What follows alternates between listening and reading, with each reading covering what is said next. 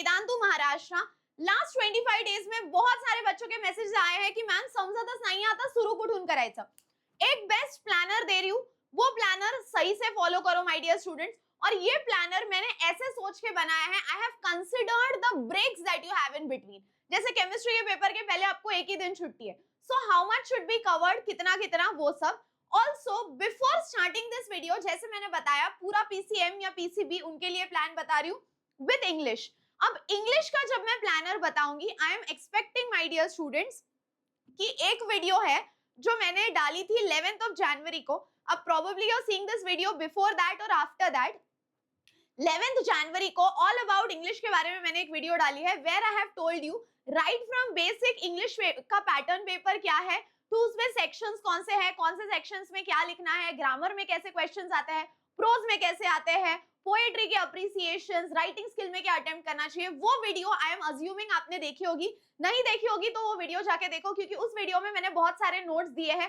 सारे जितने पोएट्रीज है, आर्ट है, सारे 8 पोएम्स के मैंने आपको अप्रिसिएशन दिए हैं। सेक्शन डी जो है नॉवेल वाला सेक्शन, उसमें सीधा 4-4 मार्क के लिए क्वेश्चन आंसर आते हैं चारों में से, और वो सारे क्वेश्चन आंसर्स भी मैंने आपको सॉल्व करके दिए हैं। ये यूट्यूब पे ऐसा स्टडी मटेरियल है जो कहीं अवेलेबल नहीं है, इसीलिए बोल रही हूँ। इंग्लिश का आई एम अज्यूमिंग आपने वो वीडियो देखी होगी, आपने वो नोट्स देखे होंगे, ताकि मैं जब आगे चीजें बोलूं तो आपको समझ में आए। नाउ उस वीडियो, अगर आपको वो वीडियो नहीं होगा तो इसी वीडियो के डिस्क्रिप्शन में मैं उस वीडियो की लिंक लगा दूंगी। अब बॉस अगर देखो, even if I consider that you start studying from 12th of January, तो बॉस 12th ऑफ जनवरी से 9th ऑफ फरवरी तक वी हैव 28 डेज। कितने दिन है हमारे पास बॉस? 28 डेज है बच्चों हमारे पास, बट मैंने प्लानर बनाया है 25 डेज का। रीजन बीइंग, क्योंकि इंग्लिश के 2 दिन पहले तो आप वैसे इंग्लिश ही पढ़ोगे, यस और नो, और कहीं ना कहीं बीच में 1-2 दिन आपका टाइम लैप्स हो जाएगा, क्योंकि आपके 22 ऑफ जनवरी से कॉलेज में फाइनल प्रैक्टिकल शुरू हो जाएंगे।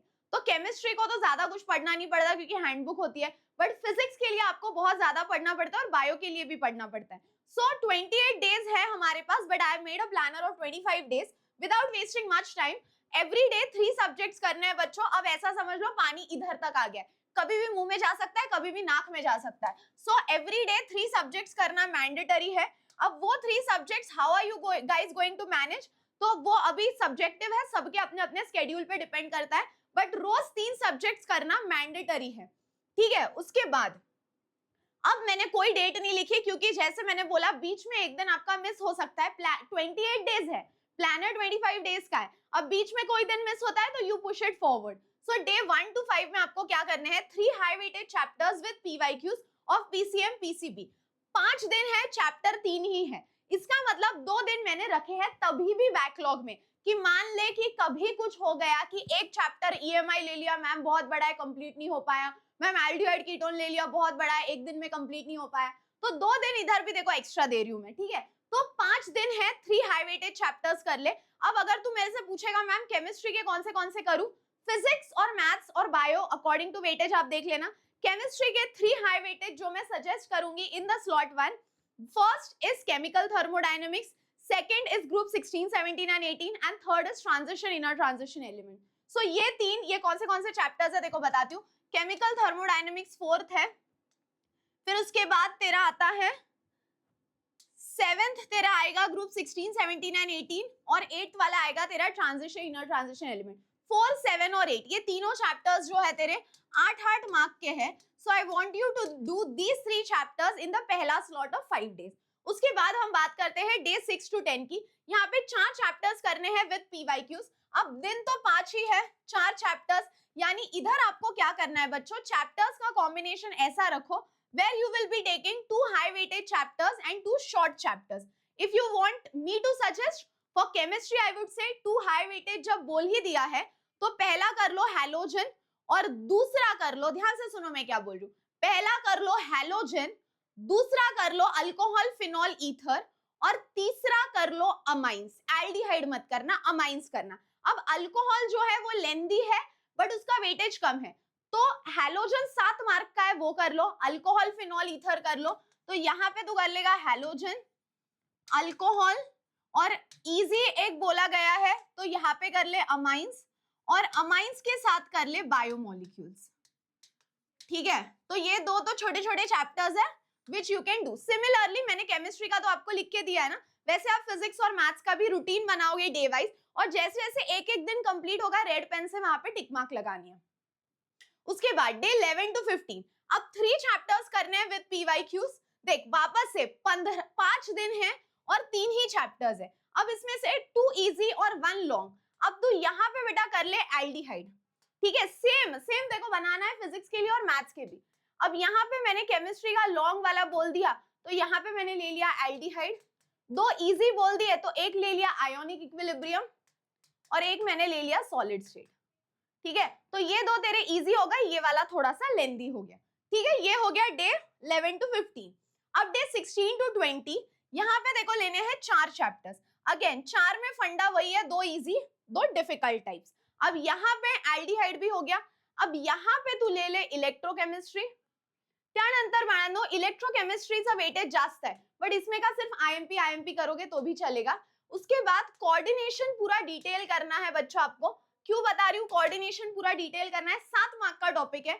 कॉन्सेप्ट समझ गए तो बहुत ही इजी है. स्कोरिंग चैप्टर है.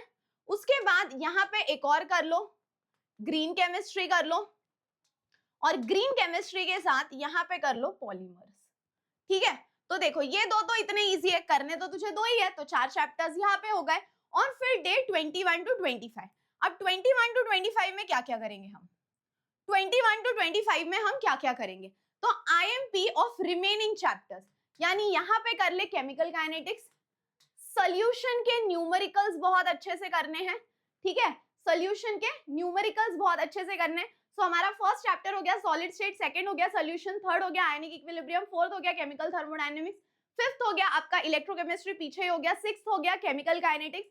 उसके बाद 7th और 8th दोनों हो गए इनऑर्गेनिक के. उसके बाद हैलोजन डेरिवेटिव हो गया, अल्कोहल फिनॉल ईथर हो गया, एल्डिहाइड्स भी आपने लिख लिया, पॉलीमर बायोमोलिक्यूल्स और ग्रीन केमिस्ट्री भी लिख लिया. अब ये 2 बचे हैं, इन 2 में से आपको आईएमपी कर लो.